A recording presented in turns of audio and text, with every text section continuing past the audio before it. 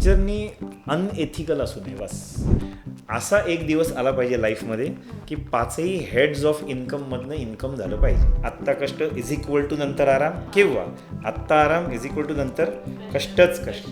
CAच्या आपल्या ओरिएंटेशनमध्ये एक विद्यार्थी जोरात सगळ्यांसमोर म्हणला होता की तुम्ही जे सांगताय आत्ता ते प्लीज आमच्या घरच्यांना सांगा ना, त्यांना नाही कळत आहे. चौथ्या दिवशी मुलांनी गेल्या 3-4 वर्षाचे पेपर्स आणले, असे समोर दिले मला आणि म्हटले सर एवढंच शिकवा. मला त्याच्या डेअरिंगचं कौतुक वाटतंय की त्याला टीचरला असं सांगावं असं वाटलं की तुम्ही एवढंच शिकवा ना, कशाला सगळं शिकवत बसलात. कन्सेप्च्युअल क्लॅरिटी जर नसेल ना तर रट्टा मारायला लागतो. To be a friend and to be friendly यामध्ये फरक आहे. शिवाजीराव भोसलेंनी असं सांगितलं होतं की टीचरनी 3 ठिकाणी दिसू नये. एक थिएटरमध्ये दिसू नये, दुसरं रेस्टॉरंटमध्ये दिसू नये आणि तिसरं कट्ट्यावर कधी दिसू नये. टीचरनी बसायला नाही पाहिजे, टीचरनी सतत अलर्ट राहायला पाहिजे, विद्यार्थ्यांशी कम्युनिकेट करायला पाहिजे. टीचर बसला की वर्ग झोपला. नमस्कार मित्रांनो, उन्हाळ्याच्या सुट्ट्या संपल्या आणि आता सगळ्यांची झेप शाळा, कॉलेज आणि इम्पॉर्टंटली क्लासेसकडे जाते. सो आज आपण म्हणूनच एका शिक्षकांना भेटणार आहोत. कॉमर्स क्षेत्रातील ambitions commerce institute private limited यांचे संस्थापक कौस्तुभ अत्रे सर. मी तन्मयी घोलप तुमचं स्वागत करते. Hello sir. Hello, Namaste. Thank you for inviting me. So आज तुम्ही 30 वर्ष टीचिंग फील्डमध्ये आहात. तुमचा पहिला अनुभव कसा, की पहिला दिवस टीचिंगचा आणि आज आता परत क्लास चालू होतोय, कसं वाटतं तुम्हाला? छान वाटतं 30 वर्षाचा सगळा प्रवास बघता.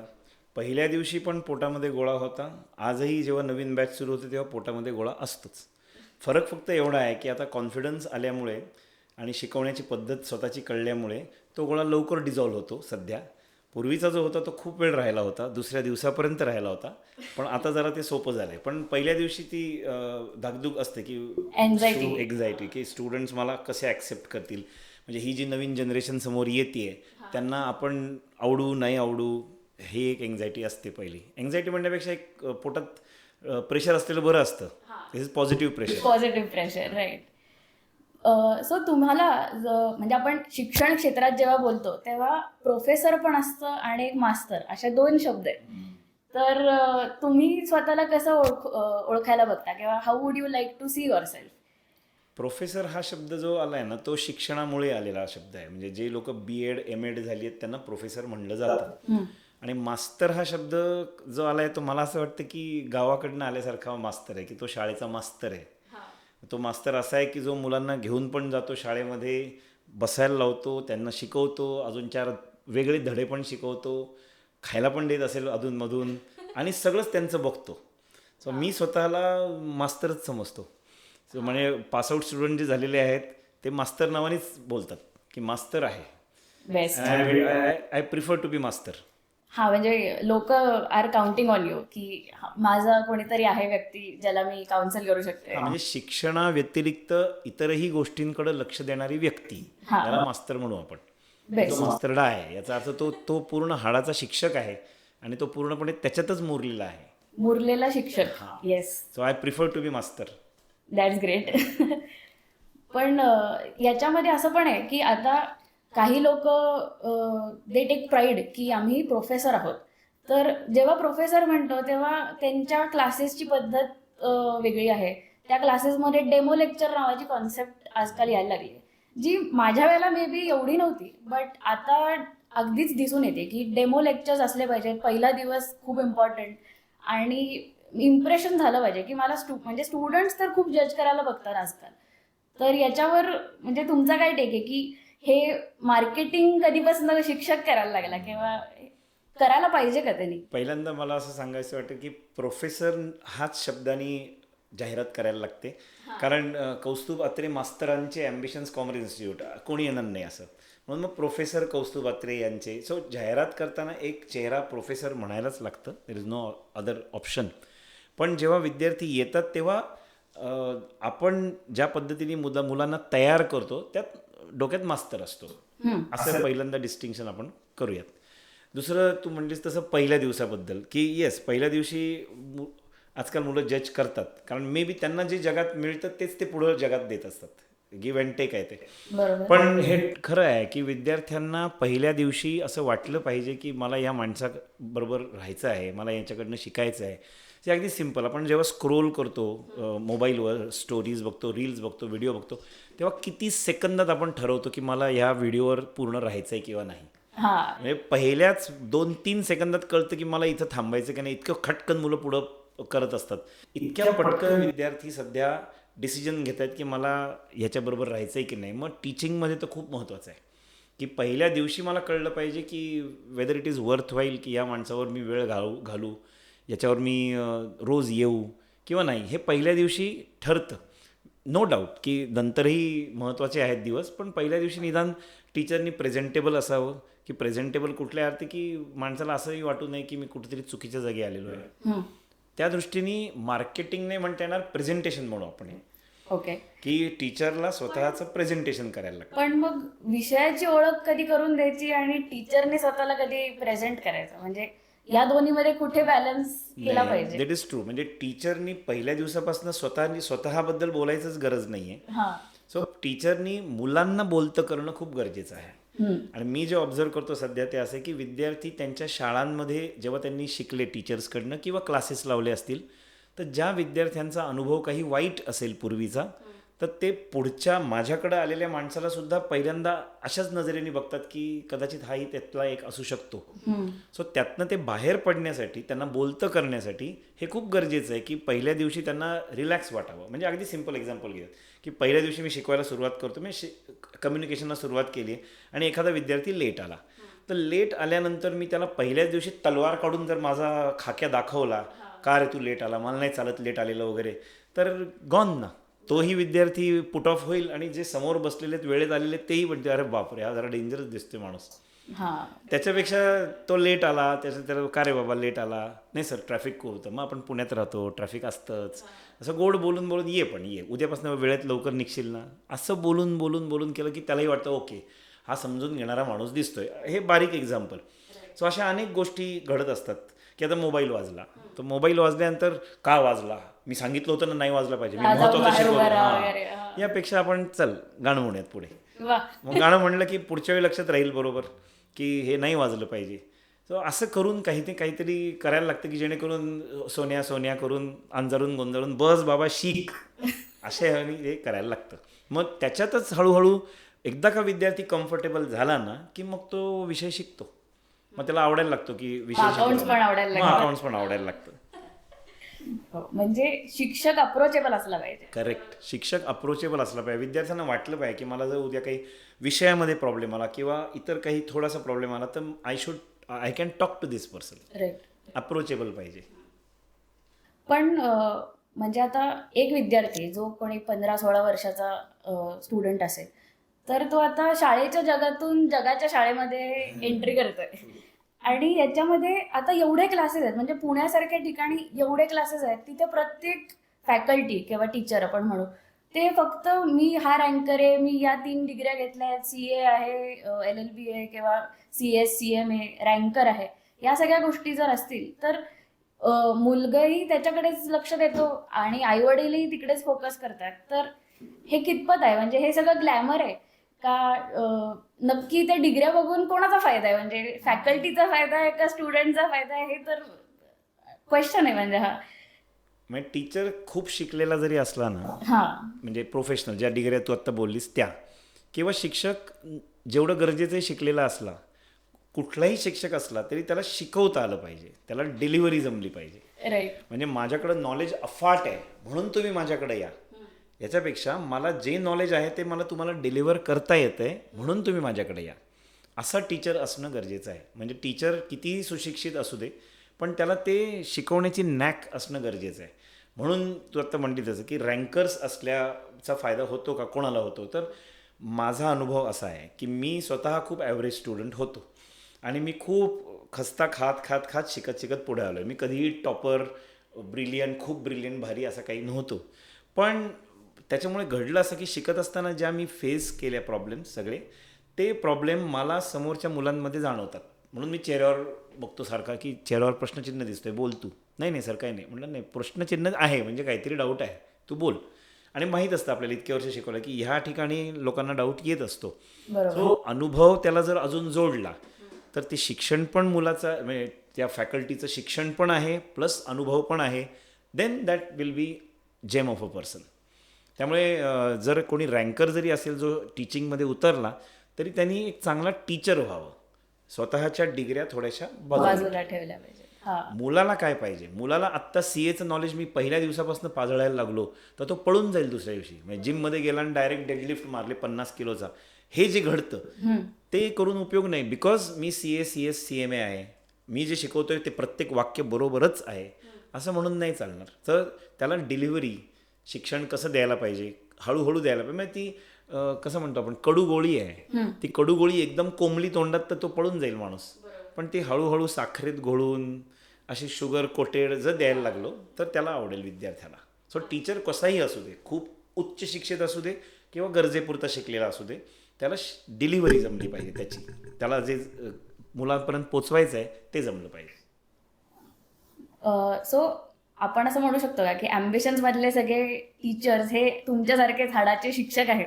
आहे तसं आहे. म्हणजे तुमचं सगळे सिलेक्शन क्रायटेरिया वगैरे आहे? सरप्राइझिंगली तुला गंमत वाटेल की माझ्याकडे आपल्याकडे जे टीचर्स आहेत ना त्या टीचर्सपैकी कोणाचाच बायोडेटा ॲज सच माझ्याकडे नाही आहे. म्हणजे एखादा ऐकणारा माणूस म्हणेल see how it is so unprofessional. पण घडलं असं की मी क्लास शिकवायला सुरुवात केली आणि कारवा बनता गया, म्हणजे लोक मिळत गेली. म्हणजे कोणतरी वर बघणारा असतो ना की हा काम करतोय, ह्याला अजून गरज कुठं पडेल, ओके ह्या व्यक्तीची, चला पाठवून द्या हा माणूस.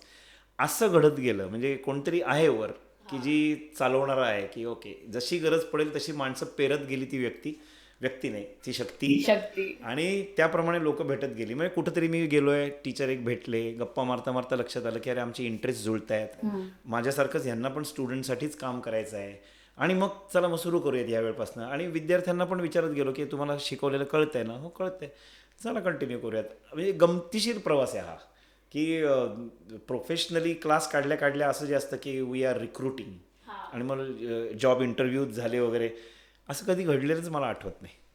म्हणजे असं पर डे तुम्ही किती देणार? हां, ते सध्या घडतंय. सध्या जे यंगस्टर्स येत आहेत माझ्याकडं ते असे बायोडेटा टाकतात आणि ते विचारतात की मेरे को कितना मिलेगा. म्हणजे हे तुमच्याच हातात आहे ना, तुम्ही जसे शिकवत जाल तशी मुलं वर्ड ऑफ माउथनी जमा होत जातील, बरोबर, क्राऊड वाढेल, तुमचं पेमेंट वाढेल. सो हे कळणं कुठेतरी गरजेचं आहे की टीचिंगमध्ये तुम्ही जितकं पेशन्सचा गेम आहे आणि जितकं जीव ओतून तुम्ही शिकवाल ना तितकी विद्यार्थी वाढतील. रादर दॅन मला 1 तास दिलेला आहे, 1 तासाचे इतके मिळतात, मी इतकंच शिकवेन, इतने में इतना हिच मिळत आहे, असं वृत्ती ठेवली तर टीचरला नाही काय मिळणार. So everybody has to be good teacher. Okay, तर त्याला पैसे नक्की मिळतील. Good definition. म्हणजे आज मला ही जरा पचतीये की हे असे शिक्षक पाहिजेत. नाईस. पण आता जेव्हा आपण बघतो की आपण कॉमर्स विषयाबद्दल बोलत आहोत आणि याच्यामध्ये कुठेतरी बॅकमाइंडला म्हणजे आई बाबा किंवा बाकी सगळे असले किंवा आजी आजोबा, आता बरेच फॅमिलीज आहेत ज्या जॉईंट फॅमिलीज आहेत, तर या सगळ्यामध्ये आपण बघतो की हुशार असेल मुलगा तर सायन्सला जातो, मग थोडा ॲव्हरेज असेल तर कॉमर्सला येतो, आणि मग अगदीच म्हणजे काय वेगळा असेल तर आर्ट्स. तर हा कॉमर्सला नेहमी असा दुय्यम दर्जाचा दिला जातो. तर हा डे 1ला तुम्ही कसा बाजूला काढता आणि मग की अरे तू काहीतरी करू शकतोस आयुष्यामध्ये किंवा करू शकतेस आयुष्यामध्ये, हे तुम्हाला इन्स्टिल करायला किंवा काय विचार हा पेरायला किती वेळ लागतो? शिक्षणाची प्रोसेस ही थेंबे थेंबे तळेसाचे हेच आहे. It's a process, it is not जादूची कांडी.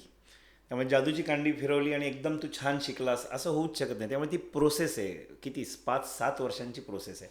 आणि मग त्या 5-7 वर्षांमध्ये विद्यार्थ्याला एक दिवसांनी कॉन्फिडन्स येत जातो की काल जे मी शिकलो ते आज मला सॉल्व्ह करता आलं, आज जो होमवर्क दिलाय तो सरांनी सांगितल्याप्रमाणे उत्तर माझं मॅच झालं. तर ते हळूहळू एक जमत जातं आणि मग तो कॉन्फिडन्स, मग ते सगळं परीक्षेमध्ये कॉलेजच्या लिहिलं की मला मार्क मिळाले, मग अजून कॉन्फिडन्स वाढतो स्वतःवरचा. अशी ती प्रोसेस आहे. त्यामुळे त्या प्रोसेसमध्ये राहणं गरजेचं आहे. एखाद्याने त्याला काय होतं, मी डायरेक्ट आदल्या दिवशी अभ्यास करीन, मी गाईड आणीन, मी चिठ्ठ्या ठेवीन, अशाने नाही होऊ शकत काही. म्हणजे एक विद्यार्थी होता माझ्याकडं FY BComला, आणि FY BComला असताना तो मला म्हटला की मी फाउंडेशन परीक्षा पास झालेलो आहे, फक्त पुढचं आता करणार आहे पण जरा वेळ आहे मला.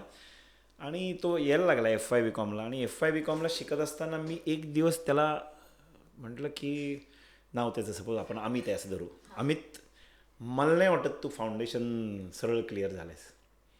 म्हणजे sir what do you mean? म्हटलं sorry, don't take it wrong, पण तू ज्या पद्धतीने कॅल्क्युलेटर वापरतोयस त्या पद्धतीने मला नाही वाटत की तुला फाउंडेशनची प्रॅक्टिस आहे. फाउंडेशनमध्ये किती वेळा तुम्ही वापरता बरोबर.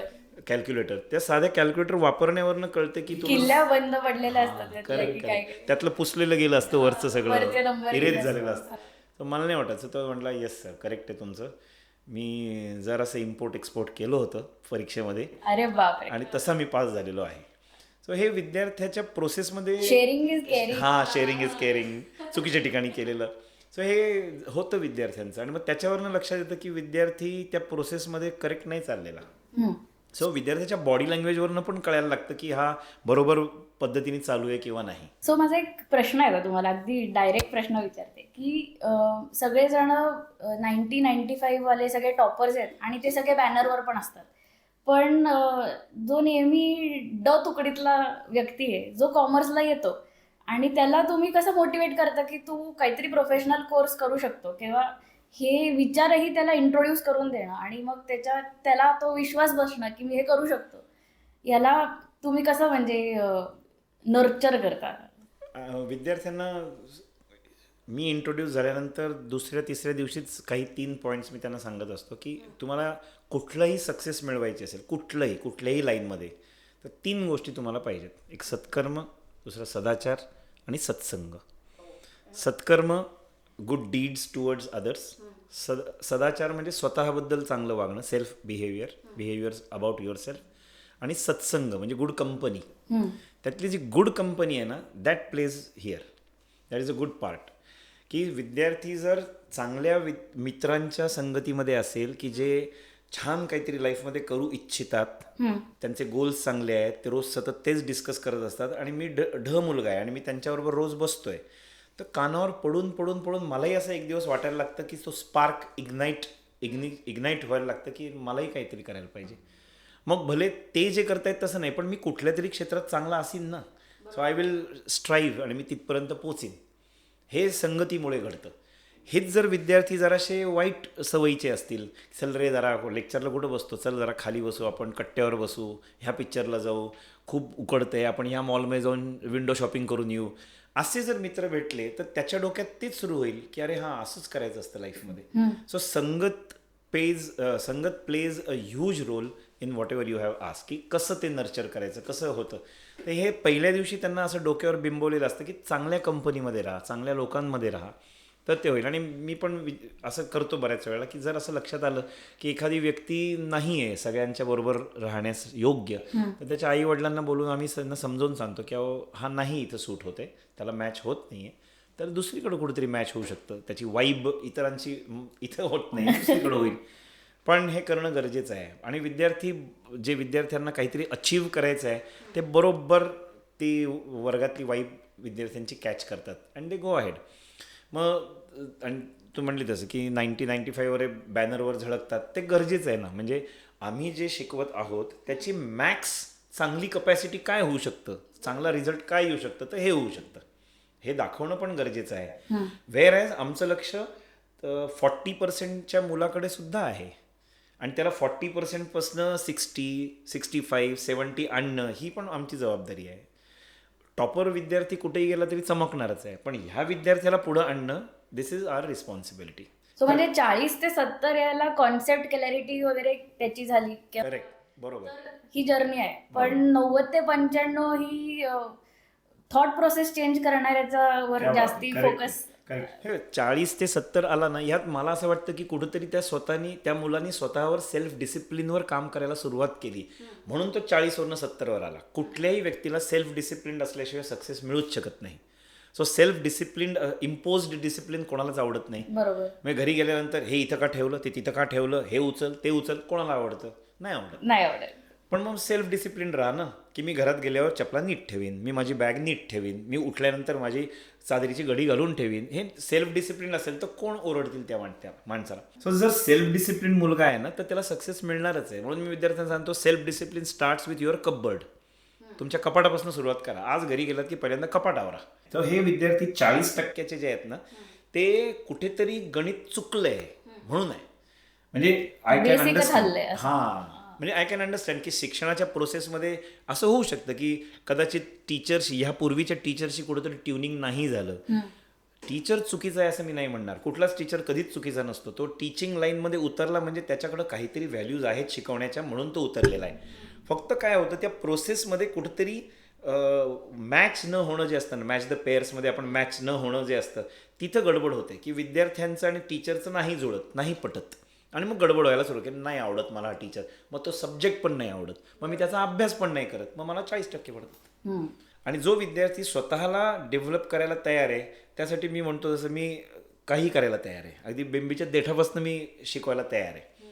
पण ज्या विद्यार्थ्याला मला रेडीमेड द्या, मी व्हॉट्सॲपवरनं होमवर्क करतो, मी गुगलवरनं आलेले ChatGPTवरनं होमवर्क करतो, मग sorry we are wrong person. म्हणजे आपण एकत्र राहणं शक्य नाही आहे. बरोबर.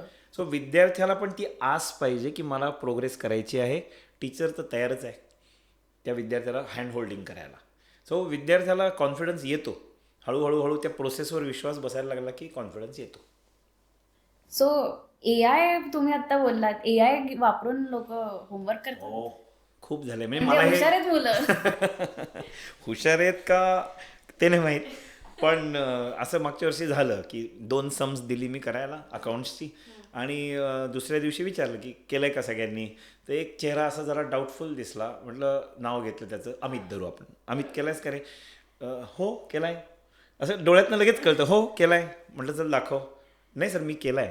म्हटलं दाखव ना मग. बरोबर. मग असं हिचके असं दाखवलं त्यांनी मला आणि मी पाहिलं ही जी पद्धतीने लिहिलं होतं मी जन्मात कधी बोर्डवर असं सोडवलेलं नाही आहे. म्हटलं कोणी केला हा? हां. सर मीच केलं आहे. म्हटलं मी एकदा गोडीत विचारतो कोणी केला आहे हा? हां. म्हटलं सर मीच केला आहे. म्हटलं आता तू तिसऱ्यांदा मी शेवटचं विचारतो, तू सांगतोयस का मी हे मुलांना विचारू? हां. नाही सर मी ChatGPTवरनं केला. म्हणजे मीच लिहिलं आहे पण ChatGPTवरनं मिळालेला आन्सर मी लिहिलं आहे. म्हटलं अरे तू आज वापरलंस हे. म्हटलं पहिल्यांदा मला गर्व वाटला तसं की छान त्याला सोडवता आलं. मला ते पण जमत नाही. हो, सध्या प्रॉम्प्ट रायटिंग ही स्किल आहे. करेक्ट. कसं विचारायचं तर ते स्किल आहे आणि ते त्याला जमलंय, मला नाही जमलेलं. तर मला पहिल्यांदा छान वाटलं, पण मग मी दाखवणार कुठे इतक्या मुलांच्या समोर. म्हटलं तुला आज जमलं, परीक्षेत कसं जमेल? परीक्षेत हाच प्रश्न परीक्षेत पडलाय, तुला आलाय, तर तू कसं करशील? तिथं तो वापरता येणार नाही.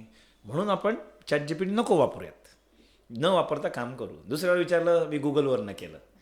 काही साईट्स असतात की त्यांच्यावर हे रेडीमेड आन्सर्स मिळतात त्यांना आणि त्याच्यावरनं मिळतं.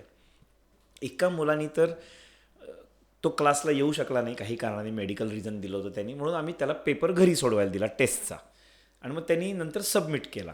तर सबमिट केला, ज्या टीचरकडे सबमिट केला त्या टीचर माझ्याकडे आले आणि सर म्हटले हो सर तुम्ही बघा एकदा हा पेपर. म्हणजे क्वेश्चन पेपरमधला क्वेश्चन्स आणि त्यांनी लिहिलेलं आन्सर याचा काही मेळच नव्हता, पण पेपर पूर्ण लिहून आला होता. म्हणजे बाळा तुझं नाव काय?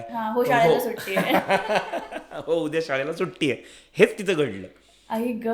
काही संबंधच नव्हता. आणि त्याला मग त्याच्या आईवडिलांना पण विचारलं, त्यांना दाखवला हा paper, question paper answer paper. Fortunately त्याचे आईवडील कॉमर्सचे होते, त्यामुळे त्यांना कळलं आम्ही काय बोलतोय. तर शेवटी त्यांनी मंजूर केलं की ओके मी हे गुगलवर टाकला, प्रश्न असाच्या असा, ते लेन्स असते ना आजकाल, गुगल लेन्सवर टाकला आणि मला हे आन्सर आलं, मी लिहून टाकलं. कारण नावं मॅच झाली, पण बाकी सगळ्या फिगर्स आम्ही बदललेल्या होत्या.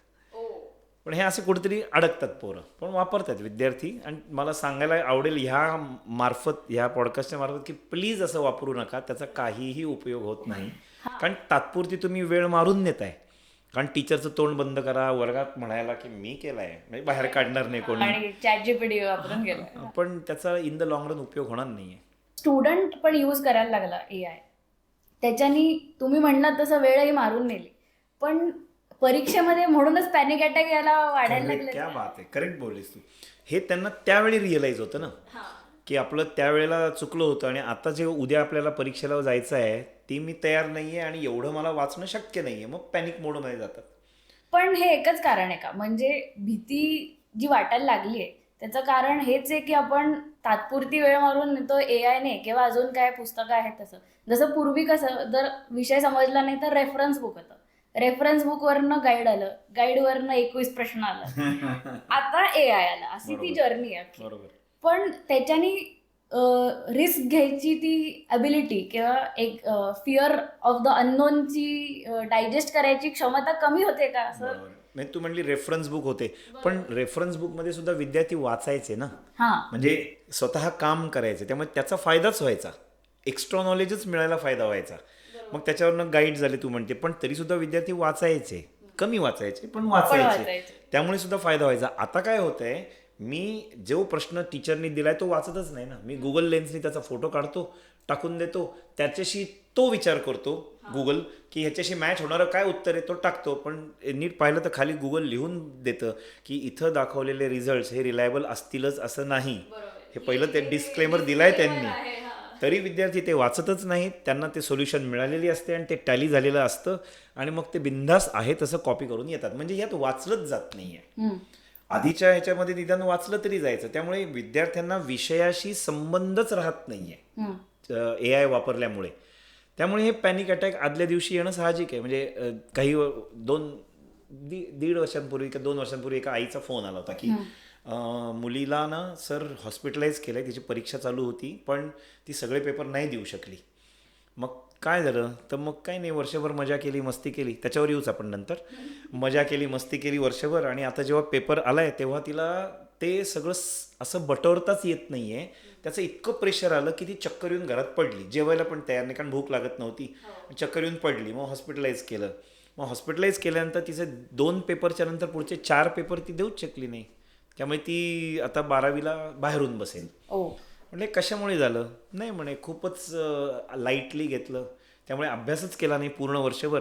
आणि मग शेवटच्या दिवशी जेव्हा अभ्यास करायला गेली तेव्हा ते लक्षात तेव्हा आलं की हे खूप आहे आणि हे मी नाही करू शकत एका रात्रीत. आणि कितीही स्कॉलर मित्र मैत्रिणींकडनं अगं IMP काय तेवढं सांग, ते कितीही घेतलं तरी ते वाचायला लागणारच आहे. बरोबर. त्यामुळे पूर्वी काय पद्धत होती, तुमच्या वेळी म्हणू आमच्या वेळी म्हणू, ही 3 रिडिंग्स तरी विद्यार्थ्यांची व्हायची. एक पहिलं शिकल्यानंतर स्वतः घरी जाऊन वाचणं, दुसऱ्यांदा पक्क होण्यासाठी आणि तिसरं रिवाईज करण्यासाठी 3 रिडिंग्स व्हायची लोकांची. मला डाऊट आहे विद्यार्थी आजकाल 3 रिडिंग्स करतात की नाही. त्यामुळे ते एकच रिडिंग करत असतील कारण त्यांचं काय म्हणणं असतं की आत्ता वाचलं तरी परत वाचायलाच लागणार आहे ना, मग आत्ता कशाला वाचायचं, मी तेव्हा वाचते. असं करून प्रोक्रॅस्टिनेशन केलं जातं, which is dangerous with wrong justification. हां, विथ रॉंग जस्टिफिकेशन. आणि दुसरं सगळे असंच करतात, सगळे असंच करतायत, मग मी कुठं काही रॉंग करताय, अशा ह्याच्यात ते चाललंय सध्या. त्यामुळे पॅनिक अटॅक येणं साहजिक आहे. मग तुम्हाला असं कधी कोणी भेटलंय का जे म्हणेल की म्हणजे आता की तुम्ही पण फक्त जे विचारलं जातं तेवढंच सांगा? अरे राग वगैरे आला का? मी मध्यंतरी 12वी नंतरचे जे FY TY असतात त्यांना शिकवायला पॅन्डेमिकच्या नंतर जेव्हा मी एक बॅच घेतली तेव्हा मी आपल्या नेहमीच्या पद्धतीप्रमाणे सुरू केलं की चला आपण टॉपिक शिकायला लागूयात, मग हा होमवर्क, मग हे तुम्ही करून या वगैरे. 4थ्या दिवशी मुलांनी गेल्या 3-4 वर्षाचे पेपर्स आणले, असे समोर दिले मला आणि म्हटले सर एवढंच शिकवा. मला त्याच्या डेअरिंगचं कौतुक वाटतंय की त्याला टीचरला असं सांगावं असं वाटलं की तुम्ही एवढंच शिकवा ना, कशाला सगळं शिकवत बसलात. बापरे. मला खूप धक्का बसला. तर तो म्हणला की हे सर बघा ना रिपीटेड क्वेश्चन्स आहेत, गेल्या 3 वर्षात हेच विचारले, याही वर्षी असंच काहीतरी येईल, तुम्ही एवढेच 3 वर्षातले प्रश्न घ्या आमचे. म्हटलं बाबा I am the wrong person, मला मजा येत नाही यात शिकवण्यात, पण हे घडतं असं. तुमचा टीचिंगचा पर्स्पेक्टिव्हच हल्ला का मग? हल्ला ना, पूर्ण गणलो मी त्या दिवशी की मी कशासाठी शिकवायला सुरुवात केलेली आहे आणि आज मला जे समोर चॅलेंज येत आहे मी त्याला नाही बदलू शकलो. कारण परीक्षा तोंडावर जर आली असेल तुमची तर त्या विद्यार्थ्याला असं म्हणणं आहे की मला 6 विषय आहेत आणि 6 विषयांचे मी गेल्या 3 वर्षाचे पेपर करणार आहे, तेवढं मी लिहून काढणार आहे आणि पेपरला जाणार आहे. म्हणजे मार्क्स पडण्यासाठी त्यांनी जे करायला लागतं ते केलं, पण इन द लॉंग रन इंडस्ट्रीमध्ये राहण्यासाठी, टिकण्यासाठी, कॉम्पिटिशनला फेस करण्यासाठी तुझ्याबरोबरचा दुसरा जर सुशिक्षित मुलगा येऊन बसला तर तुला कधी उडवून टाकतील याची तयारी कुठे आहे त्याची. मग तो जो पॅनिक अटॅक परीक्षेच्या वेळी येणार होता तो करिअरमध्ये कुठेतरी येईल, तेव्हा डिप्रेशन पण. करेक्ट. मग ते अजून नैराश्य वाढेल मोठं. बरोबर. सो हा जो आता छोटा फुगा आहे तो मोठा फुगावून फुटेल त्यावेळेला. सो हे डेंजर झोनमध्ये जाणारे विद्यार्थी आहेत. मी असंही ऐकलं की असतात आणि ते त्याचं जस्टिफिकेशन बरोबर देत असतात. मी असंही ऐकलं होतं की एक विद्यार्थी जेव्हा एका मोठ्या कंपनीमध्ये कामाला गेला तेव्हा त्याच्यावर जे सिन्सिअर मुलगा होता त्याच्यावर जे कामाचं प्रेशर सगळीकडनं आलं, त्या प्रेशरमुळे तो विद्यार्थी भर ऑफिसमध्ये मध्ये रडला, असं मी ऐकलेलं आहे. बापरे. म्हणजे त्याच्या कलिग्सकडनं माझ्यापर्यंत पोहोचलं. मी काय बघायला तिथं गेलो नव्हतो, पण प्रेशरही तसंच असेल त्याचं. पण मग was he not ready for that pressure? Education सिस्टीममध्ये तो असताना त्याला ही सवय नाही झाली की हे प्रेशर मी सहन करीन. काय झालं ॲक्च्युली, म्हणजे मुलं त्या प्रेशरसाठी तयार होणं पण गरजेचं आहे. पण हा मुलांचा एकट्यांचा प्रॉब्लेम नाही आहे ना, म्हणजे करेक्ट आहे. सो असे विषय आहेत ज्याला रट्टा मारूनच पुढे जायला लागतं. म्हणजे आता मी पण कॉमर्सचे स्टुडंट असल्यामुळे काही आहेत म्हणजे गोष्टी ज्या मी पण रट्टा मारल्या होत्या त्या वेळेपुरतं, त्या परीक्षेपुरतं, आणि आय थिंक इट्स फाईन. म्हणजे त्या त्या पॉइंट ऑफ टाइमला ते बरोबर आय कॅन आहे. अंडरस्टँड की पुस्तकातलं 100% सगळं लाईफमध्ये लागतंच असं नाही, सगळ्यांनाच लागतं असं नाही. ते एक्झॅक्टली. प्रत्येकजण ज्या ज्या प्रोफेशनमध्ये जातो त्याला त्या त्या पुस्तकातलं तेवढं लागू होतं. त्यामुळे आय कॅन अंडरस्टँड दिस. पण हा रट्टा आपण जो मारतो, म्हणजे पहिले तर मला हे पटत नाही की कॉमर्समध्ये रट्टा मारायची वेळ काय येते. एक्झॅक्टली. कारण नाहीये ना, म्हणजे everything is happening today. Science वेगळे, आर्ट्स वेगळे, कुठे टँजिबल काहीच नाही. ते कसं सगळं दिसतंय, पैसा दिसतो, बेसिक आहे. तरी पण रट्टा मारायची वेळ येते, आणि तरी पण the student is not ready to be employable. Conceptual clarity जर नसेल ना तर रट्टा मारायला लागतो की मला ह्यातलं गमकच कळलेलं नाही, मेन ह्यातलं जिस्टच कळलेलं नाही आहे. मग आता जर जिस्ट कळलं नाही तर मी त्याच्या बाजूचं सगळं आजूबाजूचं पाठ करून जातो. एक्झामिनर विल बी हॅपी, मी एवढं लिहिलेलं आहे, ही विल बी हॅपी. पण मी एकच वाक्य असा रपकन बाण करेक्ट मारला असेल तर एक्झामिनर विल बी हॅपी की एक वाक्य वाचून मला कळलं की ह्या मुलाला कळलेलं आहे, पुढे चला. हे पण होऊ शकतं. पण पेपर चेकिंग मध्ये सुद्धा असंच असतं ना की आता 8 मार्काचा प्रश्न असेल किंवा 10 मार्काचा प्रश्न असेल तर तुम्ही 4 पानं लिहिली पाहिजे. हे गणित आलं कुठनं?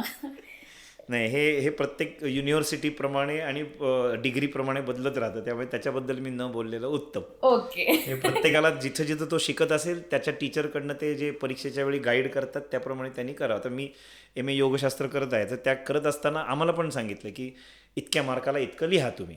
करेक्ट. पण त्यात तुमचं मेन आन्सर येऊ दे पहिलं. आता एवढ्या वयाला मोठे झालेले लोक आहेत तर निदान काय महत्त्वाचं आहे ते कळलं पाहिजे. म्हणजे active, passive, direct, indirect speech करत बसण्यापेक्षा आधी उत्तर काय ते लिहा. सो हे प्रत्येक परीक्षेप्रमाणे बदलू शकतं. म्हणजे आता नवीन एज्युकेशनने आय होप की काहीतरी चेंज आहे. आता मी तरी ओल्ड पॅटर्न मध्ये ग्रॅज्युएशन केलं होतं, पण तो फरक दिसतो ना की आता तुम्ही जेव्हा प्रोफेशनल कोर्स कुठला करता तिथे तुम्ही 4 मार्काच्या प्रश्नाला 4 पॉईंट लिहिले की तुम्हाला मार्क मिळतात. माझं तर स्पष्ट मत आहे, तुम्ही चपराक उत्तर द्या, करेक्ट उत्तर द्या, मी फुल मार्क देईन तुम्हाला. गाढव कष्ट का करायचे? एक्झॅक्टली.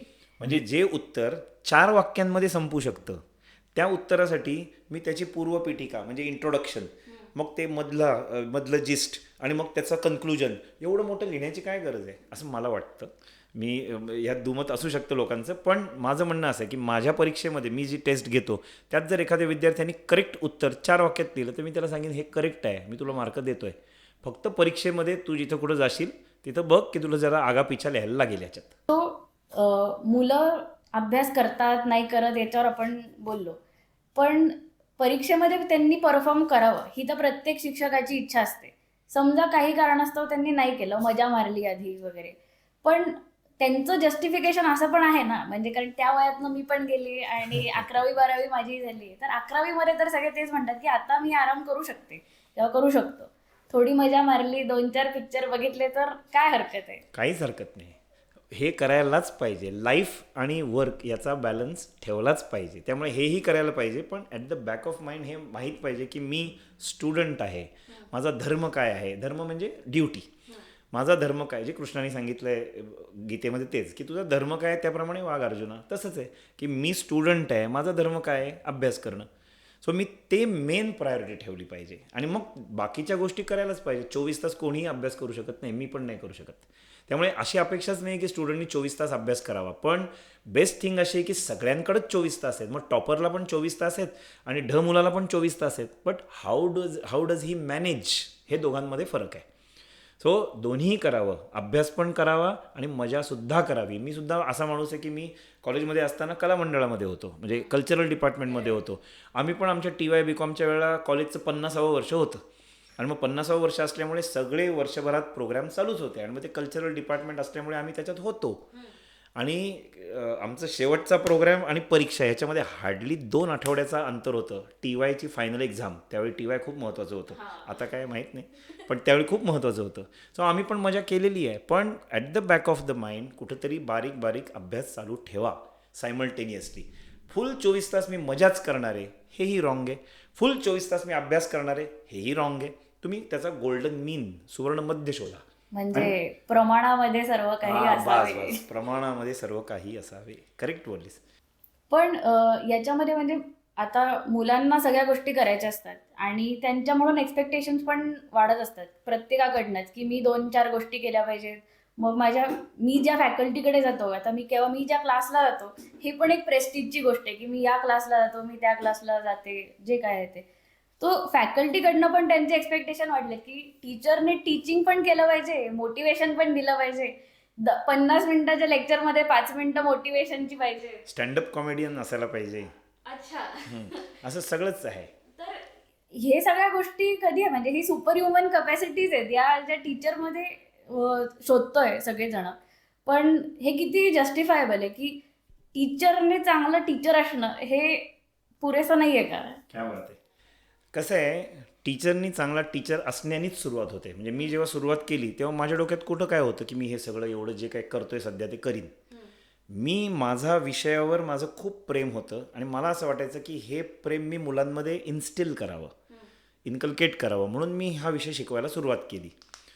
पण जशी जशी मुलांबरोबरची इन्व्हॉल्वमेंट वाढत जाते ना, तशी तशी त्या रिक्वायरमेंट्स कळायला लागतात. की ओके, मी शिकवताना म्हणजे फॉर एक्झाम्पल की आज लेक्चर झालं, पालक येऊन बसले आणि ते म्हणते अहो सर खूप मोबाईल वापरतो हा, काहीतरी करा ना, आणि तुमचं ऐकतो तो. आम्ही सांगितलं तर नाही ऐकत, तुम्ही सांगितलं तर नक्की ऐकेल.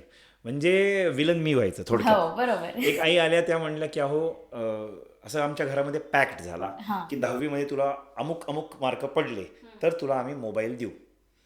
आणि त्यांनी ते मार्क पाडले, 90% ठरले होते, 90% त्यांनी पाडले. आणि मग मी हारलेल्या योद्ध्यासारखा असा मोबाईल त्याच्या सुपूर्त केला. त्या दिवसापासून मुलगा माझा राहिला नाही. जनरली पूर्वी लग्न झाल्यानंतर हे वाक्य असायचं, हा मुलगा माझा राहिला नाही, तुम्ही त्याला समजावून सांगा. म्हणजे म्हणलं मी विलन व्हायचं. सो ठीक आहे, आता तोही रोल अपेक्षित आहे आपल्याकडनं. मग विद्यार्थ्यांना सांगायला लागते की अरे स्क्रीन टाईम कमी करा, बरोबर नाही आहे, तुम्ही आत्ता वेळ घालवताय, तुमचा अटेन्शन स्पॅन कमी होतोय, त्याचा असा दुष्परिणाम होईल. म्हणजे काउन्सिलिंग पण करायला लागतं. बरोबर. मग समजून त्यांना सांगितलं की थोडे दिवस चालतं, कारण मोटिवेशन जास्त दिवस टिकत नाही ना. असं म्हणतात motivation is like a bath. आंघोळ जशी रोज करतो आपण, तसं मोटिवेशन पण रोजच द्यायला लागतं. ती गोळी आहे मोटिवेशनची, ती रोज द्यायला लागते. मग थोड्या दिवसांनी परत मोटिवेशन द्यायचं, हे करतच राहायला लागतं. म्हणजे ही मुलांबरोबर राहिल्यामुळे, इन्व्हॉल्वमेंटमुळे ही नीड कळत जाते. पण पूर्वी मी असा होतो का, तर नाही. शिवाजीराव भोसलेंनी असं सांगितलं होतं की टीचरनी 3 ठिकाणी दिसू नये. एक थिएटरमध्ये दिसू नये, दुसरं रेस्टॉरंटमध्ये दिसू नये, आणि तिसरं कट्ट्यावर कधी दिसू नये. बापरे. आता तू बघ कसं चेंज झालंय सगळं. जो टीचर 3 ठिकाणी असतो तो चांगला, तो मुलांना आवडतो, असं आहे ते. कारण मुलांबरोबर मी उरी बघायला गेलो, कारण ते गरज होती त्यावेळेची, आणि मलाही बघायचं होतं, आणि मुलांबरोबर चला थोडंसं अनवाइंडिंग पण होईल, ते झालं. त्यानंतर आजकाल असं असतं ना की सर आज लास्ट लेक्चर आहे, तर आपण जरा सेलिब्रेट करून एकत्र जेवायला जाऊयात. मग रेस्टॉरंटमध्ये जायला लागतं, म्हणजे जातो मी, आवडतं मला, त्यांनी कम्युनिकेशन होतं. आणि तिसरं कट्ट्यावर, तर मी आजकाल लेक्चर झाल्यानंतर कधी कधी खाली पण येऊन बसतो मुलांबरोबर, की त्यांच्या डोक्यातले काय चालू आहे ते कळत असतं आपल्याला. म्हणजे त्या क्रायटेरियामध्ये मी तर फुल वाया गेलेला टीचर झालो आता, पण ती रिक्वायरमेंट, सो त्याप्रमाणे हे चालू आहे.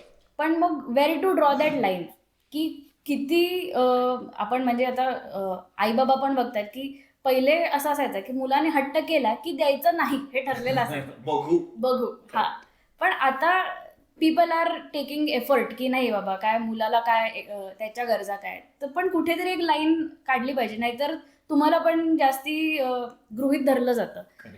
तर ही लाईन ड्रॉ करणं हा आय थिंक हे डिस्टिंग्विशिंग फॅक्टर आहे की कुठला चांगला टीचर आहे. नाही, दॅट इज ट्रू. म्हणजे ती लाईन ड्रॉ करायला लागते. आपण जे वागतोय त्यामध्ये कुठं एथिक्स आहेत, कुठं अनएथिकल आहे, ह्याचं भान टीचरला ठेवणं खूप गरजेचं आहे. वाहवत जाणं खूप सोपं असण्यापेक्षा कळत पण नाही की टीचर वाहवत जाऊ शकतो.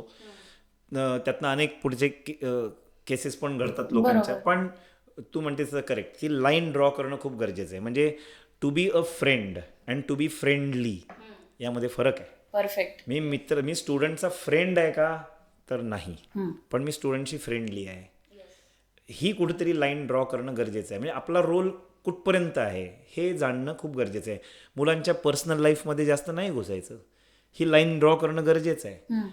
त्यांचं प्रोफेशनली जेवढा माझ्याशी संबंध येतो, ते जेवढे डाऊट्स विचारतात तेवढंच बोलणं गरजेचं आहे. म्हणजे एक किस्सा असा घडला होता की एका टीचरनी स्टुडंटला विचारलं, का रे काल का नाही आला? तर त्यांनी कारण दिलं की नाही, काल मला जरा बरं नव्हतं वगैरे. अच्छा, आणि मग कॅफेमध्ये बसतानाचं स्टोरी टाकताना काय वाटलं नाही तुला?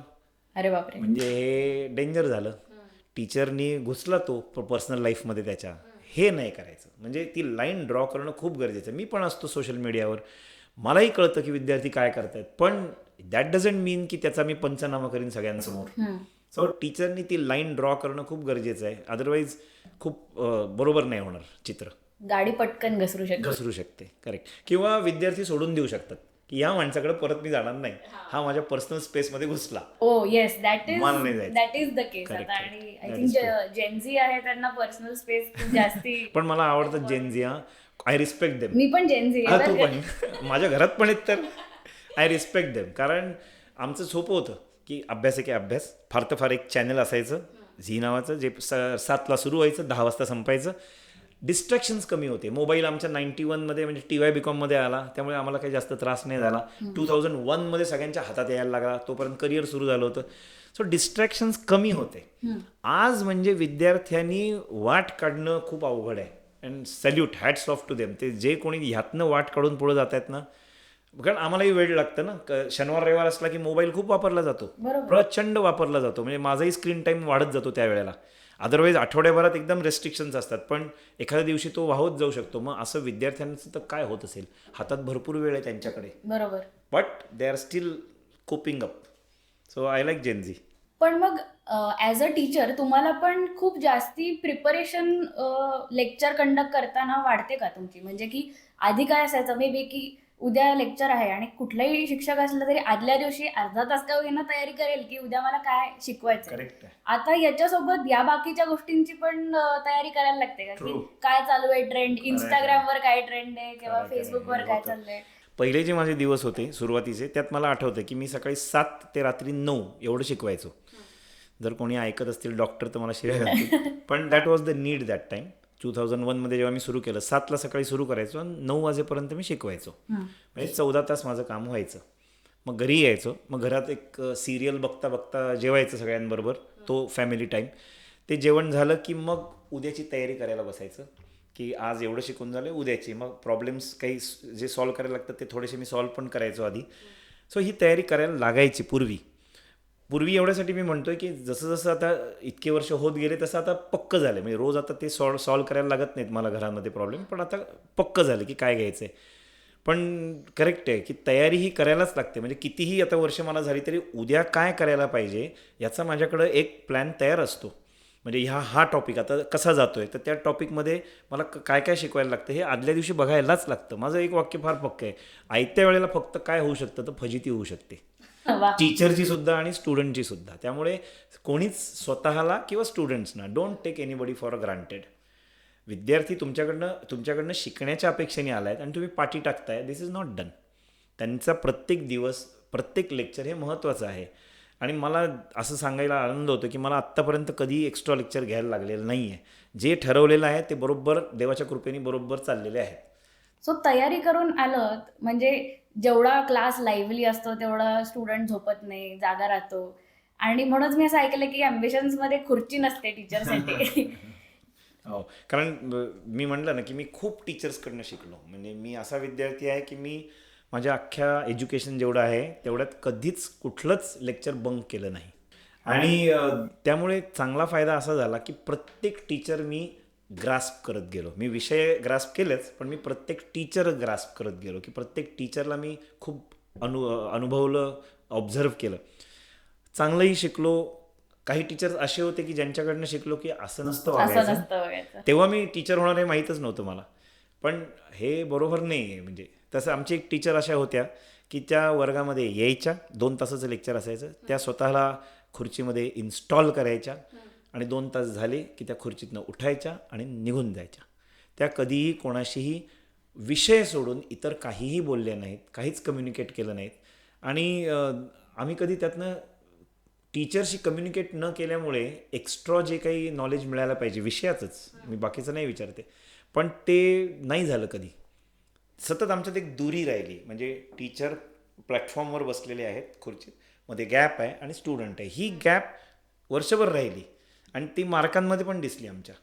सो ही गॅप मोडणं गरजेचं आहे. म्हणजे टीचरनी बसायला नाही पाहिजे, टीचरनी सतत अलर्ट राहायला पाहिजे, विद्यार्थ्यांशी कम्युनिकेट करायला पाहिजे. हां, आय कॅन अंडरस्टँड की इथं CAचे लेक्चर्सच 6-6 तास चालू असतात, तिथं आय कॅन अंडरस्टँड टीचरनी बसायला पाहिजे. हे इनह्युमन आहे की 6 तास उभं राहून शिकवणं. पण टू द एक्सटेंट पॉसिबल, जेव्हा दमाल तेव्हाच बसा, टेकवा, अदरवाईज परत उठा, परत कामाला लागा. सो खुर्ची न ठेवलेली बरी. टीचर बसला की वर्ग झोपला. सो एकंदरीत ॲम्बिशन्समध्ये तुम्ही सगळ्यांशी खूप अप्रोचेबल एन्व्हायरमेंट क्रिएट केलं आहे आणि सगळ्यांचा तुम्ही छान गाईड आहात, किंवा मितवा म्हणू आपण, जो सगळ्यांकडे, काय ट्रेंडिंग शब्द आहे. तर याच्यासोबत म्हणजे मला असं विचारावंसं वाटतं की कोचिंग क्लास हाच हेच एक मीडियम आहे का जे तुम्हाला सोयीस्कर वाटलं, का तुम्ही कॉलेजेसमध्ये शिकवायला का नाही विचार केला? नाही, माझं प्लॅनिंगच नव्हतं की मी या लाईनमध्ये कधी येईन. माझं प्लॅनिंग फार सिम्पल होतं. मी CS शिकत होतो, MA फ्रेंच करत होतो आणि त्यावेळी असं बाहेर जाण्याचा पॅटर्न होता इंडियातनं शिकून. मग माझं पण तेच प्लॅनिंग होतं की आपण शिकू आणि बाहेर जाऊ. फ्रेंच त्यासाठी मी शिकत होतो. 3 अपॉर्च्युनिटीज पण आल्या, पण केवळ ह्या टीचिंग लाईनमध्ये असल्यामुळे त्या घेता नाही आल्या, कारण ती कमिटमेंट असते. मुलं आपल्याकडे शिकतायत तर 1 वर्षाची कमिटमेंट आहे. मला छान जॉब आला म्हणजे बाय बाय, आता तुम्ही तुमचे गोंधळ घाला, मी जातो, असं नाही करून चालत. म्हणून ते मी सोडून दिले. त्यामुळे टीचिंगमध्ये येणं हे प्लॅनच नव्हता, पण आल्यानंतर मजा येते. I don't regret at all. एकही सेकंद मला कधीही असं वाटत नाही की अरे हे मी काय करतोय, कधीच होत नाही. म्हणजे माझ्या बॉडी लँग्वेजमधनं किंवा टीचिंगमधनं पण विद्यार्थ्यांना हे जाणवत असेल की I am never bored of this profession. कॉलेजमधनं त्याच वेळेला मला संधी आली होती. म्हणजे विद्यार्थ्यांनीच त्यांच्या कॉलेजमध्ये जाऊन सांगितलं की हे सर आम्ही जातो क्लासला, तर त्यांना आपल्याकडे बोलवा शिकवायला. तर एका कॉलेजमधनं मला इन्व्हिटेशन पण आलं होतं की या आमच्याकडे शिकवायला. मी जाऊन भेटलो प्रिन्सिपलला आणि प्लॅनिंग माझ्या डोक्यात असं होतं की त्यांनी मला एक लेक्चर ऑफर केलं 11 ते 12चं आणि दुसरं लेक्चर ऑफर केलं संध्याकाळी 4:30 ते 5:30चं. असे 2 लेक्चर्स मला त्यांनी ऑफर केली. म्हटलं उत्तम, मग मी मधल्या वेळेमध्ये माझ्या क्लासमध्ये जाऊन माझी कामं करीन. म्हणजे नाही, इथं थांबायचं. लेक्चर असो अथवा नसो, तुम्ही इथं थांबायचं आणि जी पडतील ती कामं तुम्ही करणं अपेक्षित आहे, जर तुम्ही ह्या कॉलेजचे टीचर आहात तर. आणि मग 5:30ला जायचं. मला जरा ते नाही असं रुचलं की काम असो अथवा नसो, म्हणजे नुसतं बसून राहायचं. ज्या दिवशी काम असेल तेव्हा काम करी नाही मी, पण ते असं माझं तेव्हा नाही रुचलं की आपण दिवसभर काम केलेलं मजा वाटते. जे मगाशी सांगितलं 7 ते 9 काम, 14 तास काम करायची माझी कपॅसिटी होती त्यावेळेला. सो म्हणून ती ऑफर नाही घेतली गेली. आणि फायनान्शियली सुद्धा पैसे मिळताना 2 लेक्चर्सच मिळणार. सो कुठंतरी ते जस्ट नवीन लग्न झालं होतं, नवीन जबाबदाऱ्या अंगावर येत होत्या, EMI सुरू होतं, फटके EMIचे. त्यावेळेला मी तसं कमिटमेंट घेणं शक्य वाटलं नाही मला, म्हणून मी नाही गेलो. पण अदरवाईज मला आवडलं असतं कॉलेजमध्ये शिकवायला, नक्कीच. हो, आम्हाला पण आवडलं असतं तुम्हाला कॉलेजमध्ये बघायला. आवडलं असतं मला शिकवायला, कारण मोठा क्राऊड आणि तिथे मग फेस्टिवल्सचं कल्चर आणि ते सगळं. नाही, मुलांमध्ये राहायचं ना, मुलांमध्ये राहायचं म्हणजे ह्याच्यासारखा आनंद नाही दुसरा. स्टुडंट्स बरोबर राहा. पण तसं तुमचं पण जर्नी बघितली समजा, तर त्याच्यामध्ये तुम्ही फ्रेंच पण केलंय, LLB पण आहे आणि मग CS पण आहे आणि आता तुम्ही योगा पण शिकताय. सो ह्या सगळ्या डायव्हर्स फील्ड्सला तुम्ही टच अपॉन केलं, तर हा तुमचा कॉन्शियस कॉल होता का? म्हणजे हे जाणीवपूर्वक तुम्ही हा डिसिजन घेतला का हा होत गेला? सध्या जे आपण ओरिएंटेशन लेक्चर घेतो ना लोकांसाठी, किंवा काउन्सिलिंग असतं ना आजकाल, करिअर काउन्सिलिंग वगैरे, असं जर त्यावेळेला असतं तर बरं झालं असतं, असं आज मला वाटतं. कारण मला त्यावेळी असं काउन्सिलिंग करणारं कोणी भेटलं नाही, किंवा त्यावेळी तसं नव्हतंही कदाचित. जे आवडेल त्या मी करत शिकत गेलो, असं घडलं. म्हणजे एक दिवस मला वडिलांनी पण विचारलं होतं की अरे तुझं हे असं वेवर्ड वाटतं एज्युकेशन सगळं, तू कॉमर्स केलंस, मग फ्रेंच करतोयस, मग LLB करतोय, मग CS आणि LLB जरा तरी एकमेकांशी जुळते. CS माझं निम्मत झालं, पूर्ण नाही झालं, कारण क्लासेस सुरू झाले त्याच्यामुळे ते चॅलेंज बदललं माझं. पण हे सगळं असं स्कॅटर्ड वाटते, असं डेप्थमध्ये गेल्यासारखं वाटत नाही, स्पेशलायझेशन दिसत नाही. म्हटलं बाबा मला माहीत नाही कुठं याचा उपयोग होईल, पण होईल असं वाटतंय. आणि नंतर मग मी टीचिंगमध्ये आलो. सो तिथं मला याचा सगळ्याचाच उपयोग व्हायला लागला. म्हणजे एमकॉमचाही उपयोग होतोय मला, फ्रेंचचाही उपयोग होतोय, माझा LLBचाही उपयोग होतोय, CS नॉलेजचाही उपयोग होतोय. So teaching is the melting pot for me, की जिथं माझं सगळं एज्युकेशन मला वापरता आलं. आणि आता मी MA योगशास्त्र करतोय, तर यू कॅन इमॅजिन नाव की त्याचाही उपयोग मला कशासाठी होऊ शकतो, मनशांती. माझ्या आणि मुलांच्या. सो सध्या मी जे आपल्याकडं विद्यार्थी येतात त्यांच्यावर ते चिडतात कधी कधी, पण सुरुवात आमची ओंकाराने होते वर्गात कंपल्सरीली. आणि मग आम्ही सुरुवात करतो, कारण एकदा का बाहेरची व्यवधानं बंद झाली, you are focused, one pointed, की तुम्ही कामही चांगलं करू शकता. सो जे शिकतोय मी त्याचा उपयोग विद्यार्थ्यांवर होतोय नक्कीच. सो आता मला कळलं तुम्हाला जेनझी का आवडते, कारण जेनझीने ती म्हण पूर्णपणे बदलली आहे की jack of all but master of none होतं ना, तर still better than master of one हे ते ऍड ऑन केलंय, हे जेनझी मध्ये आहे. So I get it. आता तुम्हाला जेनझी का आवडायला लागली. आणि शिक्षण कधी, कुठलंच शिक्षण कधीच वाया जात नाही याच्यावर माझा पूर्ण विश्वास आहे. त्यामुळे मी काहीही शिकलो तरी ते वाया नाही जाणार याची मला गॅरंटी आहे. त्याचा कुठं ना कुठं तरी रस्त्यात उपयोग होणार. पण याची एक दुसरी बाजू पण आहे. म्हणजे मला असं मी हे ऑब्झर्व करते की आता पेरेंट्स पण असतात की तुम्ही पॅशन फॉलो करा, सो काहीतरी हॉबी चालू ठेवा. आणि लोकांना पण 2-2, 3-3 गोष्टी करायच्या असतात. म्हणजे 2-2, 3-3 करिअर कशाला करायचे आहेत ना. म्हणजे तुम्ही एका ठिकाणी प्रोफेशनल कोर्स करता, किंवा आता मी जे बघितलं की CS करतायत लोक, आणि दुसऱ्या बाजूला मला स्टेट लेवल बॅडमिंटन खेळायचं आहे. तर हे सगळीकडेच का कॉम्पिटिशन आहे ना. म्हणजे ही हॉबी पण असू शकते, तुम्ही हॉबी म्हणून ठेवा ती. आणि म्हणजे एक विचार माझ्या डोक्यात असा, आता शेवटी मी पण ऑडिट करते, आणि मग हे रिस्क डायव्हर्सिफिकेशन आहे का, की आणि बेसिकली ही कपॅसिटी आहे का. म्हणजे माझा हा प्रश्न आहे की आजकालची मुलं खरंच मल्टी टॅलेंटेड आहेत का त्यांच्यामध्ये फक्त रिस्क कमी करायची आहे, हे एकच विचार आहे. नाही, माझं असं म्हणणं आहे की एखादी व्यक्ती 2 गोष्टींवर नक्की फोकस करू शकते. सो 2 गोष्टींवर ते जस्टिस देऊ शकतात असंही मला वाटतं. आता जसं तू म्हणली की एखादी व्यक्ती CS पण करते आणि स्टेट लेवल पण खेळते, तसं एक्झाम्पल आपल्याकडे होतं. एक विद्यार्थिनी होती जी CS टॉपर आहे, शी इज फर्स्ट रँक 1 AIR, आणि ती बॅडमिंटन चांगल्या लेवलला खेळत होती. सो हे प्रत्येकाला आतनं येतं असं मला वाटतं, आणि त्याला ते जस्टिस देत राहतं. जसं मी म्हटलं, मॅनेज करता आलं पाहिजे. They could manage it properly. म्हणजे लोक मल्टी टॅलेंटेड असतात, प्रत्येकाच्या आतमध्ये ते टॅलेंट आहे, फक्त त्याचं प्रकर्षाने बाहेर येणं गरजेचं आहे. पण सगळंच एनकॅश पण केलं पाहिजे का. हां, दॅट इज करेक्ट. एनकॅशच करायला पाहिजे असं नाही आहे. म्हणजे सगळ्यातनं मला रिटर्न्स मिळालेच पाहिजेत असं नाही आहे. काही ठिकाणी प्लेजरच्या फॉर्ममध्ये पण रिटर्न मिळू शकतात, की मी आज दिवसभर ऑडिट केलेलं आहे आणि संध्याकाळी मी स्विमिंगला गेलेलो आहे आणि मला असं काही मजा आली आज, बस झालं ना. मी स्विमिंग कॉम्पिटिशनमध्येच उतरायला पाहिजे असं काही नाही आहे. बरोबर. तर 2 गोष्टी असू शकतात. हॉबी असणं गरजेचं आहे. जसे मलाही हॉबी आहे, मी टीचिंगही करतोय, आणि मी साईड बाय साईड मी फोटोग्राफी पण माझी चालू ठेवतो, म्युझिक पण शिकत असतो, मजा येते, बरं वाटतं. पण मी प्रोफेशनली कुठल्या तरी कॉन्सर्टमध्ये जातोय असं नाही होत. आणि माझ्या माहितीतले एक टीचर खूप छान, ते स्वतः CA आहेत, CMA आहेत, आणि ते आता सध्या प्रोफेशनल लेवलला सुद्धा सवाई गंधर्वसारख्या प्रोग्राममध्ये हार्मोनियमवर साथ पण करतायत. म्हणजे ही व्यक्ती अशी आहे की जी दिवसा टीचिंग करतायत गोखले इन्स्टिट्यूट सारख्या मोठ्या जागे, आणि संध्याकाळी ते कॉन्सर्टला साथ पण करतायत. Hats off to him. So हे करू शकतात लोक. असेही काही चार्टर्ड अकाउंटंट आहेत जे दिवसभर त्यांचं ऑफिस सांभाळतात, संध्याकाळी म्युझिक करतात, but they are doing it perfectly. कोणालाही त्याचा त्रास नाही, त्यांनाही त्रास नाही. पण ॲज यू सेड की असा हट्ट नाही असला पाहिजे की नाही याच्यातनं, म्हणजे आईवडिलांनी असा हट्ट नाही करायला पाहिजे की तू आता मग ड्रम्स करतोयस ना, मग कॉन्सर्ट झालीच पाहिजे तुझी. तू आता कथक करतेस ना, मग तुझा प्रोग्राम झालाच पाहिजे. तू भरतनाट्यम करते, तुझं अरंगेत्रम झालंच पाहिजे, आणि त्यातनं पुढे तू खूप प्रोग्राम मिळाले पाहिजे. नको ना. तिला तिच्या कपॅसिटीने जेवढं होईल तेवढं करू दे. हॉबी रिलॅक्सेशनसाठी असायला पाहिजे. Correct, that is true.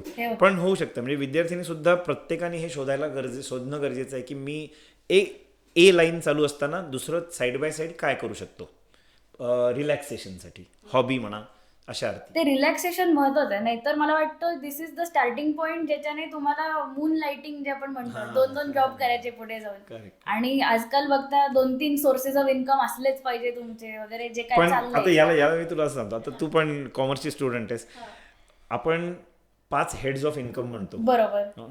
तर माझं ॲज अ कॉमर्स टीचर मुलांना सांगणं हेच असतं, ड्युरिंग लेक्चर मी हे सांगत जातो त्यांना, की असा एक दिवस आला पाहिजे लाईफमध्ये की 5ही हेड्स ऑफ इन्कममधनं इन्कम झालं पाहिजे. आता जे ऐकतायत, जे नॉन कॉमर्सवाले असतील त्यांच्यासाठी आपण जरा बोलूयात. पहिलं असतं इन्कम फ्रॉम सॅलरी, दुसरं इन्कम फ्रॉम हाऊस प्रॉपर्टी, तिसरं बिझनेस प्रोफेशन, चौथं कॅपिटल गेन आणि अदर सोर्सेस. ह्यापैकी माझं म्हणणं आहे की तुम्ही आयदर बिझनेस करता किंवा एम्प्लॉयमेंट करता. Okay, I can understand. पण तुम्ही जर एम्प्लॉयमेंटमध्ये असाल तर साईड बाय साईड कोणाबरोबर तरी पार्टनरशिपमध्ये बिझनेस करूच शकता. सो लुकआउट असा पाहिजे की ओके, 5ही ठिकाणून मला कसं येत राहील. आणि एक दिवस, मी असं नाही म्हणत पहिला दिवस, बरोबर.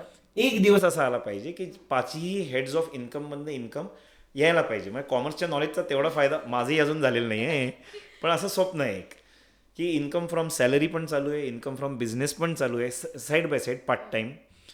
इन्कम फ्रॉम हाऊस प्रॉपर्टी चालू आहे, म्हणजे 2 घरं आहेत बरोबर. आणि रेंट पण Rent चालू येत आहे. आहे. त्यानंतर कॅपिटल गेन म्हणजे स्टॉक एक्सचेंजमध्ये थोडेसे गुंतवलेले आहेत, त्यातनं मला डीलिंग करून पैसे मिळतात. आणि अदर सोर्सेस माझे FD पण आहेत, माझे शेअर्समध्ये पण आहेत, डिव्हिडंड मिळतं, इंटरेस्ट मिळते. बरोबर. असं मला वाटतं. हे मी स्टुडंट्सना सांगत असतो. असा ओढा नाही आहे की असंच झालं पाहिजे, पण कीप इट ॲज अ गोल की मी लाईफमध्ये एक दिवस असा होईल की मी माझे सगळीकडं व्यवस्थित लक्ष आहे. पण सुरुवातीपासून असं नाही म्हणते की पहिल्या दिवसापासून असं व्हायलाच पाहिजे, असं नाही. हे लाईफचं टार्गेट म्हणून सांगतोय. पण हे आता आई बाबा जे आहेत तर ते म्हणजे आई वडील पण हेच सांगतात मुलांना की तू 4 गोष्टी कर. किंवा आजकाल मी बघते की 10वी झाल्यानंतर आपल्याकडे देतात की हे थोडे पैसे घे, आंब्याचा बिझनेस कर. पण ते हे बघ, माझं असं म्हणणं आहे की करिअर काउन्सिलिंग आजकाल खूप छान फायद्याचं झालं आहे सगळ्यांना. की लोक करिअर काउन्सिलिंग करून ठरवूच शकतात की आपला मुलगा कुठल्या लाईनमध्ये चमकू शकतो. हे त्याच्यात त्यांनी करिअर काउन्सिलिंगच्या प्रोसेसमध्ये प्रूव्ह केलेलं असतं. मग आईवडिलांनी त्याच्या मागं लागणं ठीक आहे. म्हणजे जर एखाद्या विद्यार्थ्याचं असं आलं की हा पुढं जाऊन MBA करेल, BBA MBA करून बिझनेसचे ह्याचे दिसत आहेत सगळे लक्षणं, तर मग आईवडिलांनी त्याला पुढाकार देण्यासाठी ओके हे घे पैसे, चल आंब्याचा बिझनेस कर छोटासा, दिवाळी आली दिवाळीतल्या गोष्टींचा बिझनेस कर, असं करत करत हळूहळू पुढं जाणं गरजेचं आहे. सो हे होऊ शकतं. पण माझं म्हणणं आहे की तुम्ही हत्तीच्या पिल्लाला म्हणताय की तुला उडता आलं पाहिजे, हे नाही झालं पाहिजे. तुमच्याकडे अशी केस आली आहे का की पेरेंट्सची इन्व्हॉल्वमेंटच खूप आहे आणि मग तुम्हाला ती कंट्रोल्ड एन्व्हायरमेंट किंवा इन्व्हॉल्वमेंट पर्यंत त्याला दिशा द्यायला लागते, असे काहीतरी वेगळा किस्सा आहे का? म्हणजे आई वडील आणि मुलगा असं ते बसले होते केबिनमध्ये आणि ते एक मिनी वॉर चालू होतं त्या आमच्या केबिनमध्ये. आणि आई वडिलांच्या मुलाकडनं अपेक्षा खूप प्रचंड होती. आणि मुलगा माझ्याशी ऑलरेडी प्रायव्हेटमध्ये बोलून झालं होतं की सर माझे आई वडील खूप उच्च शिक्षित आहेत आणि ते त्यांच्या वेळेला खूप टॅलेंटेड होते, अजूनही टॅलेंटेडच आहेत. त्यांची माझ्याकडनं अशी अशी अपेक्षा आहे, मी अजून तेवढा टॅलेंटेड नाही आहे. हे ऑलरेडी तो बोलून झालं होतं. त्यामुळे मला त्याचीही बाजू माहीत होती आणि आईवडिलांनी येऊन त्यांची मांडली. मग समेटाला आणणं हे आपलं काम आहे. म्हणून मी त्यांनाही सांगितलं की आपण ह्या विद्यार्थ्याला असा एक विंडो देऊयात, टाईम स्पॅन, की एवढ्या दिवसामध्ये त्यांनी हे प्रूव्ह करून दाखवावं, मग आपण पुढे जाऊयात. असं करून ते समेटाला आणायला लागतं, आर्बिट्रेशन करायला लागतं. पण अदरवाईज असं घडतं की जर अपेक्षा आईवडिलांच्या खूप असतील तर मुलाकडनं पण त्या होतात. म्हणजे एका CAच्या आपल्या ओरिएंटेशनमध्ये एक विद्यार्थी जोरात सगळ्यांसमोर म्हणला होता की तुम्ही जे सांगताय आत्ता ते प्लीज आमच्या घरच्यांना सांगा ना, त्यांना नाही कळत हे, त्यांना वाटतं मी अभ्यासच करत नाही आहे म्हणून माझे अटेम्प्ट्स चालले आहेत आणि ते मला डिमोटिवेट करतायत. म्हणजे असं सगळ्यांसमोर बोलला होता विद्यार्थी. म्हणजे फ्रस्ट्रेशन, म्हणजे त्याला किती त्रास झाला असेल त्याच्या आधी, हे वी कॅन अंडरस्टँड. सो ही पण एक ॲडिशनल क्वालिटी शिक्षकामध्ये असली पाहिजे की मीडिएशन जमलं पाहिजे. नीड प्रमाणे आली. मी काय त्याचं एज्युकेशन घेतलेलं नाहीये, पण लॉचं असल्यामुळे थोडंसं आर्बिट्रेशन जमू शकतं. सो आज मला कळलं की ॲम्बिशन्स घडवणारा शिक्षक कसा असतो, की काय काय क्वालिटीज त्याच्या असल्या पाहिजे. पण जर अगदीच तुम्हाला असं स्पॉटवर मी टाकलं आणि म्हटलं की काय नसला पाहिजे शिक्षक, तर तुम्ही काय सांगू शकाल एका वाक्यात? टीचरनी अनएथिकल असू नये, बस. अनएथिकल. आता अनएथिकल याच्याखाली प्रत्येकाच्या दृष्टीने एथिक्स अनएथिक वेगळे असू शकतात, पण अनएथिकल असू नये. म्हणजे माझं सिम्पल असं म्हणणं असतं की रोज रात्री झोपताना शांत झोप लागली पाहिजे. आपण नोबलेस्ट प्रोफेशनमध्ये आहोत टीचिंगच्या. त्याच्यामध्ये छक्के पंजे, लाडी लबाडी, गंडवा गंडवी कुठेही येत नाही. येस. त्यामुळे सिस्टीममध्ये उंगली करा, मुलांच्या लाईफमध्ये उंगली करा, हे टीचरने करू नये. त्यांनी त्याचं काम काय आहे हे जाणून इतकं छान काम करावं की रात्री झोपताना देवाशी बोलता आलं पाहिजे की आज मी करेक्ट काम केलेलं आहे आणि गाढ झोपता आलं पाहिजे. सो आता अगदीच शेवटचा प्रश्न की तुम्ही पण टीचिंग या फील्डमध्ये यायचा काही प्लॅन नव्हता केला, म्हणजे अपॉर्च्युनिटी दिसली अँड यू टूक इट. तुम्हाला असं वाटतं का की तेव्हा मे बी सगळ्यांना अब्रॉड जायचं फॅसिनेशन होतं, आजही आहे, तर ते रोड नॉट टेकन तुम्हाला कधी हॉन्ट करतं का? Never never ever in my life. कधी मला त्याची रिग्रेट नाही झाली. मला मजाच वाटते की म्हणजे असे काहीतरी संकेत देवाचे होते की नाही तू जाणार नाहीच बाहेर, गपगुमान हे काम कर, असं धरून मला कामाला लावल्यासारखं मला वाटतं. पण आय नेवर रिग्रेटेड. कधीच मला रिग्रेट झाली नाही की मी का जात नाही. आता उलटं आता मला असं वाटायला लागलं आहे की मी पर्यटन म्हणून ट्रॅव्हलिंगसाठी बाहेर जात असतो आणि तिथं गेल्यानंतरचं लाईफ पण बघतो, अनेक मित्रांचं पण लाईफ बघतो, काही स्टुडंट्स परदेशी आहेत त्यांच्याशी पण बोलणं चालूच असतं, कम्युनिकेशन. तर असं वाटतं की बरं आहे आपण ट्रॅव्हलर म्हणून जातो, 10 दिवस राहतो तिथे, मजा करतो, परत येतो, तिथलं लाईफ शिकतो कसं असतं ते. बस आहे तेवढं आपल्याला. तिथंच जाऊन राहायला पाहिजे असंही मला काही कधी वाटलं नाही. सो आय एम एन्जॉईंग दिस. कधीच रिग्रेट नाही झाली. So travel global and impact local का? क्या बात आहे. करेक्ट आहे. तसं असेल की सगळ्या ठिकाणी हिंडा तुम्ही आणि त्यातल्या बेस्ट गोष्टी आणा आणि त्या आपल्या लाईफमध्ये इन्कल्केट करा. ते म्हणतात ना, don't tell me how much you have learned, tell me how much you have travelled. असं म्हणतात की तू जितकं ट्रॅव्हल करशील तेवढी प्रगल्भता वाढेल. येस, बुकं शिकून नॉलेज येईलच, पण त्याच्यापेक्षा हिंडल्यामुळे अजून नॉलेज वाढेल. बरोबर. Yes. So thank you so much sir. Thank you. मला मजा आली. मला खूप जास्ती छान वाटलं, कारण खूप वर्षांनी आपली परत भेट झाली या माध्यमातून. So thank you so much. आणि तुमचे आयडियाज मला पटले सर्वात जास्ती, की आत्ता कष्ट नंतर आराम. आणि समर्थांनी जे सांगितले ते फक्त मी मुलांना कळेल अशा भाषेमध्ये बोललो.